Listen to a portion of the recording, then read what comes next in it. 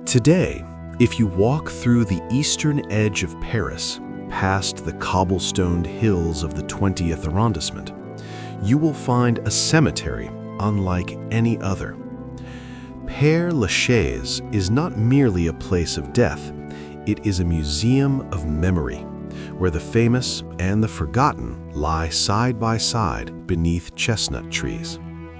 Oscar Wilde is here, Chopin is here, Jim Morrison is here. But there is one grave that draws a kind of visitor the others do not. Lovers come, they leave letters. They leave handwritten notes folded into tiny squares and tucked between the stone edges of a Gothic canopy tomb. Some are written in French, some in English, some in languages the dead never spoke.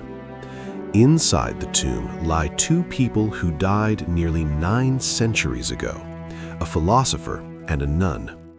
Their names are Peter Abelard and Héloïse d'Argenteuil, and the reason their grave still collects love letters in the 21st century is not because they lived happily, it is because they did not. Rewind 800 years. Forget the Paris you know, the wide boulevards, the Iron Tower, the glass pyramid in the courtyard of the Louvre. That Paris does not exist yet. The city of 1100 is smaller, louder, dirtier, and more dangerous. It sits on an island in the middle of the Seine, the Ile de la Cité, a cramped oval of stone and timber barely a kilometer long. The Cathedral of Notre Dame has not yet been built. In its place stands an older, more modest church, surrounded by the houses of canons, the workshops of scribes, and the narrow alleys where students sleep 3 to a bed in rented rooms that smell of tallow and damp wool. But something extraordinary is happening on this island. Paris, in the early 12th century, is becoming the intellectual capital of Europe. From every corner of the continent, from England, from Italy, from the German lands, young men are arriving to study. They come for logic, for theology, for rhetoric. The masters lecture in open courtyards. Students argue in taverns.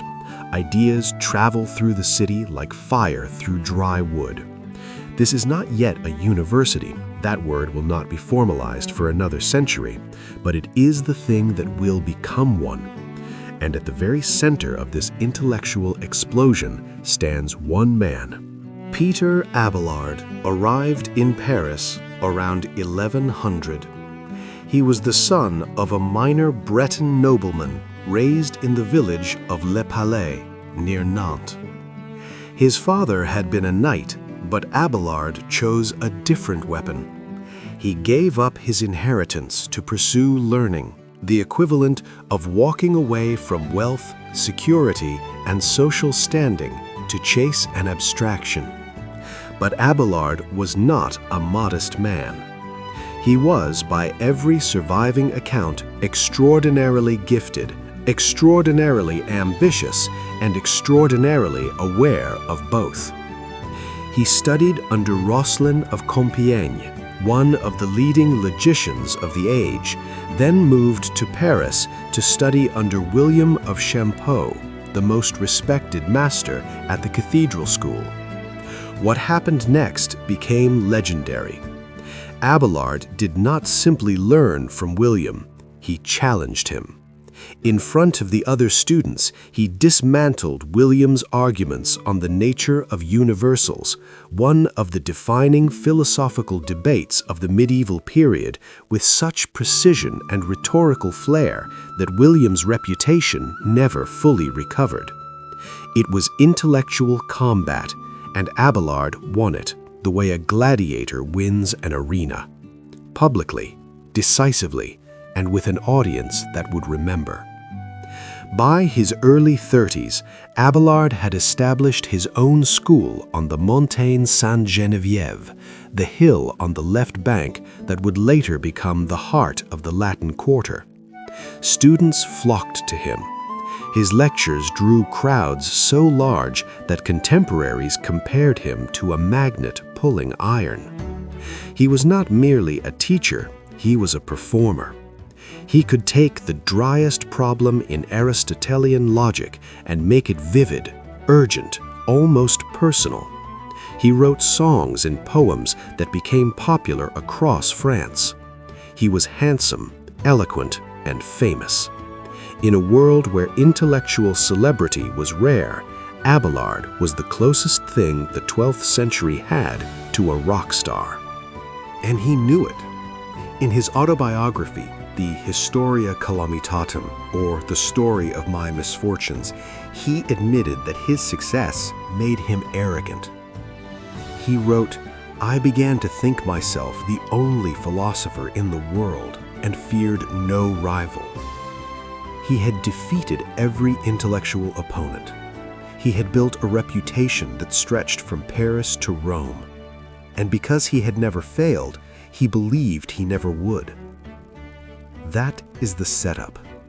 He was a theologian, a logician, a poet, and a celebrity. And that was precisely the problem. Because in 1115, this man's gaze drifted beyond the lecture hall. Somewhere on the Île de la Cité, in a house belonging to a canon of Notre Dame, there lived a young woman who was, by every account, the most intellectually gifted woman in Paris. Her name was Héloïse. And the moment Abelard heard about her, something shifted, not in the history of philosophy, but in the history of what love could cost. To understand what happened next, you need to understand the world these two people lived in. Not the world as textbooks summarize it, the Middle Ages, the Age of Faith, but the actual texture of daily life in early 12th century Paris. The sounds, the rules, the dangers, the walls, both physical and invisible, that determined what a person could do, say, think, and love. Start with the city itself. Paris in 1115 was a dense, fortified settlement centered on the Île de la Cité, with growing clusters of habitation on both banks of the Seine. The Capetian king had his palace on the western end of the island. The bishop and cathedral clergy occupied the eastern half. Between them lay a tangle of streets so narrow that two men could barely walk abreast. Houses were built of timber and daub, their upper stories leaning over the alleys until they nearly touched. In winter, the streets were rivers of mud. In summer, rivers of waste. Chamber pots were emptied from upper windows. Butchers dumped offal into open gutters. The smell, wood smoke, animal dung, rotting food, the sharp tang of the tanneries downstream was so constant that no one noticed it anymore. It was simply what a city smelled like. The Seine was the city's lifeblood. Boats carried grain, wine, timber, and salt. Fishermen hauled nets near the bridges. Washerwomen knelt on the banks at dawn, scrubbing linen in water already browned with silt. The two bridges connecting the island to the riverbanks were lined with shops and money changers, and they were the noisiest places in Paris. Crossing them at midday meant pushing through merchants, pilgrims, students, beggars, and livestock. But the most important thing about Paris in 1115 was not its physical shape. It was its invisible architecture, the web of rules, hierarchies, and beliefs that governed every aspect of human life. At the top sat the church. In the 12th century, the church was not a spiritual institution separate from worldly power. It was worldly power. It controlled education, law, marriage, and what could be written, taught, and debated. Its bishops were political figures. Its abbots commanded wealth rivaling that of counts. And its rules about sex, marriage, and the body were not suggestions, they were enforced. For scholars, the rules were especially strict. The Gregorian reforms of the late 11th century had tightened discipline across the Western Church. Clerical celibacy was aggressively enforced. A master who taught at a cathedral school existed within the church's institutional orbit. His career, his income, his reputation, and his access to students all depended on ecclesiastical goodwill. To marry was to forfeit that career. To be caught in a sexual scandal was to risk public humiliation of a kind that could follow a man for the rest of his life. For women, the constraints were even severer. Education was, in almost every case, reserved for men. The cathedral schools, the monastic schools, the emerging proto-universities, all were exclusively male spaces. A woman who wanted to learn had exactly two options: be born into a family unusual enough to hire private tutors, or enter a convent where literacy was part of the religious routine. A woman who could read Latin was notable.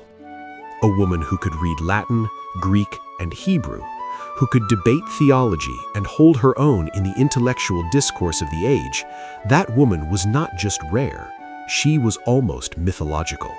Héloïse was that woman. She was the niece of Fulbert, a canon of Notre Dame. Fulbert was a mid-ranking church official, not wealthy, but well-connected enough to have a comfortable house on the Ile de la Cité, close to the cathedral precincts.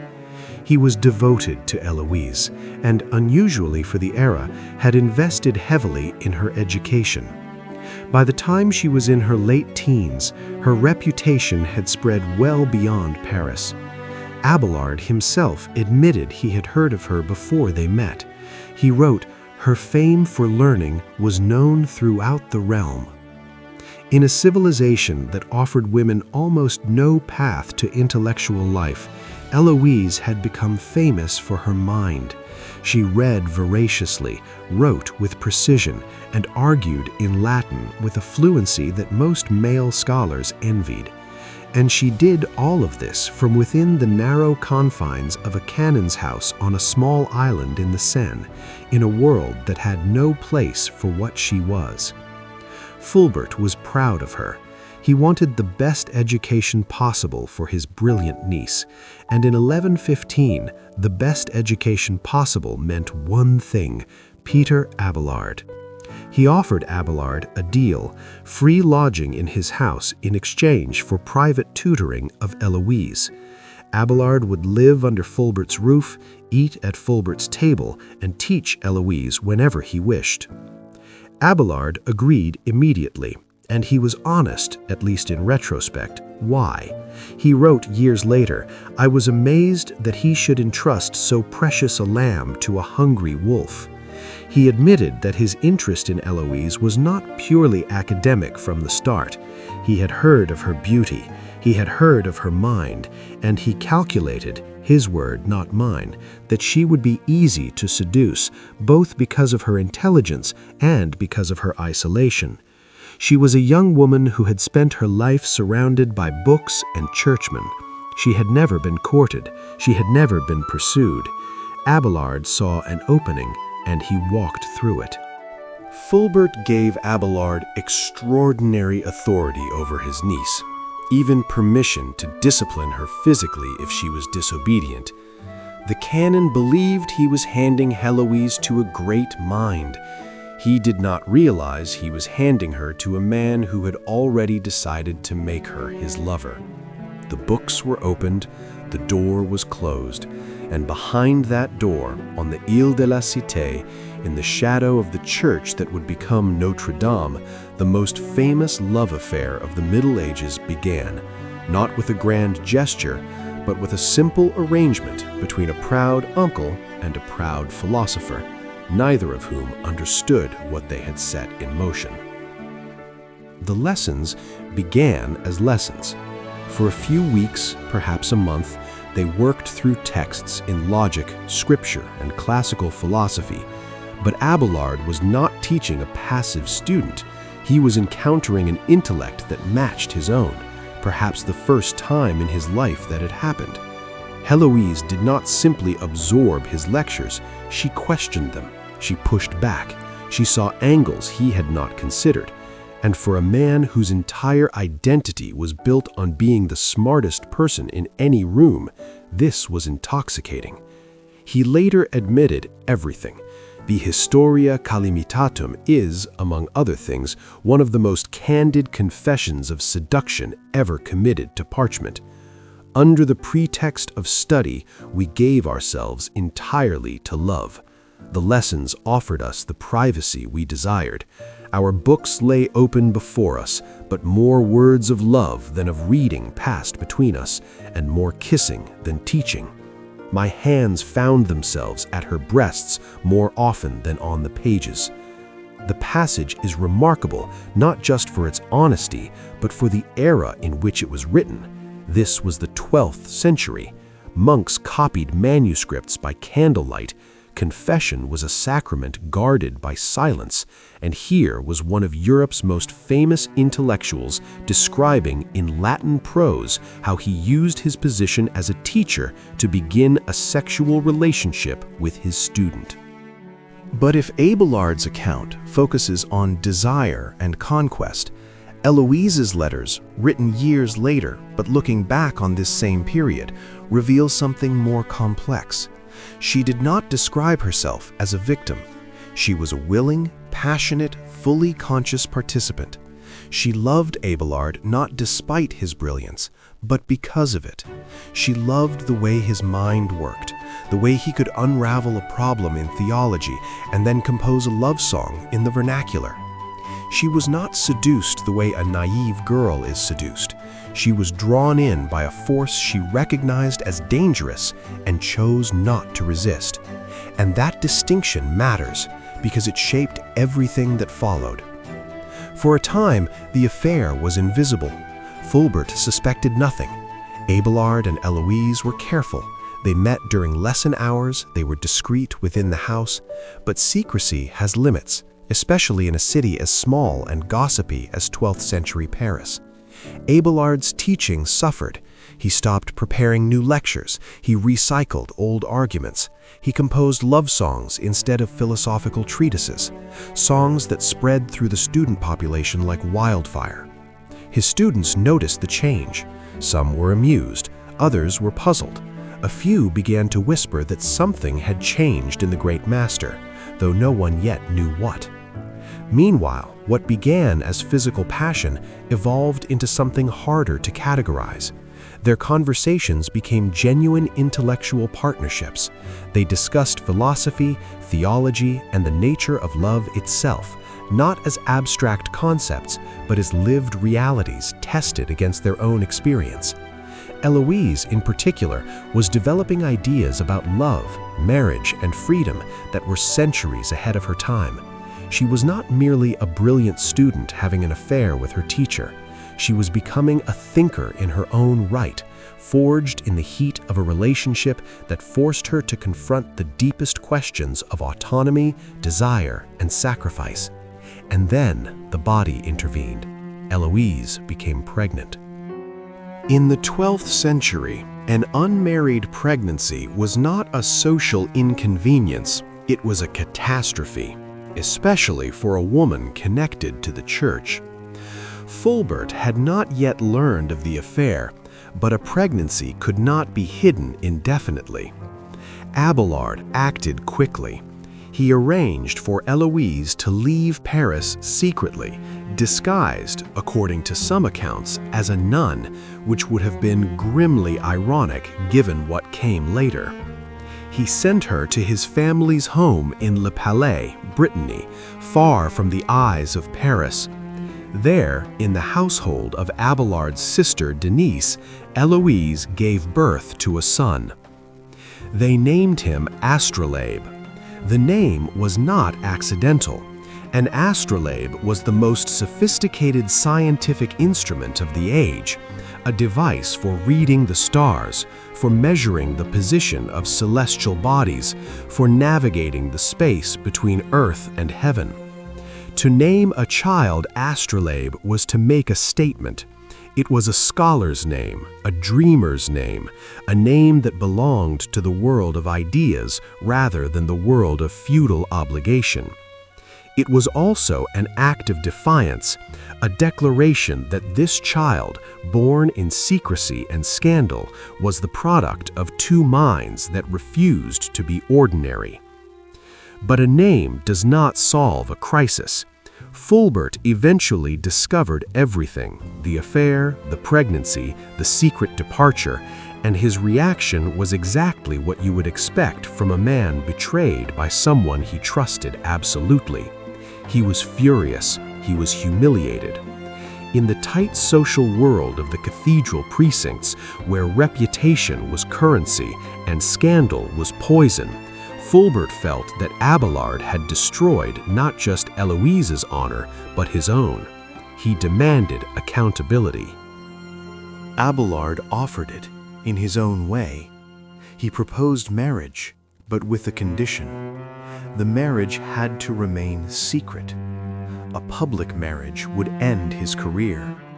A master who married could not teach at the cathedral schools.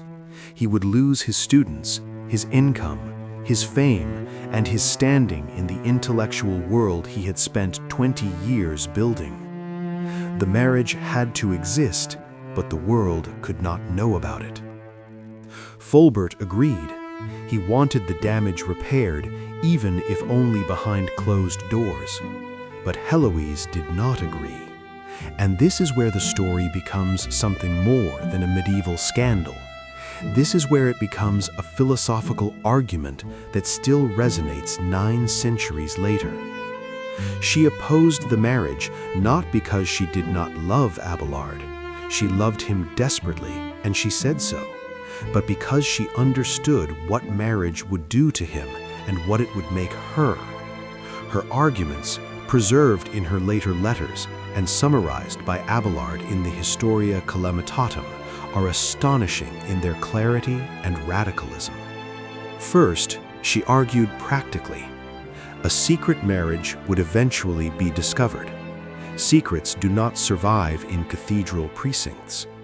Once known, Abelard's career would be finished. The world would lose its greatest philosopher over a domestic arrangement. Second, she argued philosophically. She invoked the classical authorities, Seneca, Cicero, St. Jerome, to argue that a true philosopher cannot be bound by domestic obligations. The crying of children, the noise of servants, the demands of a household, these were incompatible with the life of the mind. She was not being humble.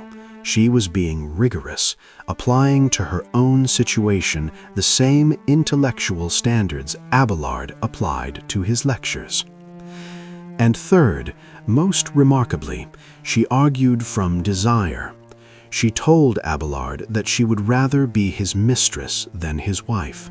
She would rather be called his whore than his empress, not because she lacked self-respect, but because she wanted their love to remain free, uncontaminated by obligation, contract, and law.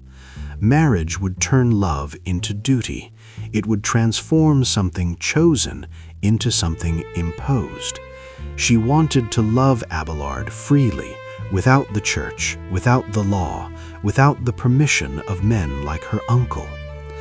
The name of wife may seem more sacred or more binding, she wrote years later, recalling this argument, but sweeter will always be the word mistress, or, if you will permit me, concubine or whore. The sentence is almost impossible to place in the 12th century. It sounds like something a feminist theorist might write 800 years later, and yet there it is in a Latin letter from a medieval nun, burning with a clarity that time has not dulled. Abelard listened, and then he overruled her. He decided to proceed with the secret marriage. They were married quietly in Paris, at dawn, in a small church with only Fulbert and a few witnesses present. Héloïse wept. Abelard acknowledged that she did not cease to argue against it, even as the vows were spoken. The arrangement collapsed almost immediately. Fulbert broke the agreement. He told people about the marriage. He wanted the world to know that his niece had been made an honest woman, that the great Abelard had been forced to do the right thing. Héloïse responded with defiance. When people asked about the marriage, she denied it publicly, deliberately, and repeatedly. She would not let the marriage become real in the eyes of the world, because she had never wanted it to be. Fulbert was enraged. His niece was publicly contradicting him, making him look like a liar. To protect Héloïse from Fulbert's growing anger, Abelard sent her to the convent of Argenteuil, the same convent where she had been educated as a girl. She would be safe there, dressed as a novice, living among nuns. Abelard thought he was shielding her. Fulbert saw something else entirely. He saw Abelard discarding his niece, forcing her into a convent, throwing her away now that he had used her. The marriage had been a trick, Fulbert concluded, a performance designed to pacify him while Abelard disposed of the problem. The canon's fury curdled into something darker. He had been deceived once by a man he trusted. He would not be deceived again, and this time his response would not be words. It was a night in the year 1117. Paris was dark. The streets of the Ile de la Cité were empty except for the rats and the occasional watchman.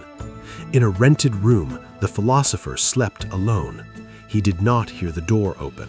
He did not hear the footsteps. He did not know what was happening until it was already happening. Fulbert had sent men. Some accounts say he bribed Abelard's own servant to leave the door unlocked.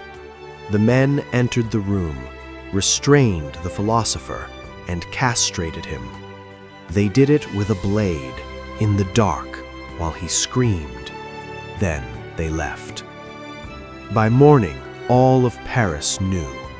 The most famous intellectual in Europe had been mutilated in his bed by the uncle of his lover. Students wept in the streets. Masters whispered in the cloisters. The story traveled across France within days, across Europe within weeks, and the life that Peter Abelard had built, the lectures, the fame, the debates, the songs, the certainty that he was untouchable, was over. But the story was not. What followed was not an ending, it was a transformation. And the two people who survived it would spend the rest of their lives trying to understand what it meant, separately, silently, and through letters that would outlast cathedrals. Abelard lay in that room as the sun came up, bleeding, shaking, listening to the city wake around him as though nothing had changed. But everything had changed. The man who had walked into that room the night before, the philosopher who feared no rival, the lover who believed secrecy was enough, no longer existed. In his place was someone new and unfamiliar even to himself. A man stripped not only of flesh, but of the identity he had spent 30 years constructing. The lectures, the rivalries, the songs, the certainty, all of it now belonged to a version of Peter Abelard that could never be recovered. Somewhere across the island, behind the stone walls of Argenteuil, Héloïse woke to an ordinary morning. She did not yet know. She went to prayer, perhaps. She ate bread in silence with the other women.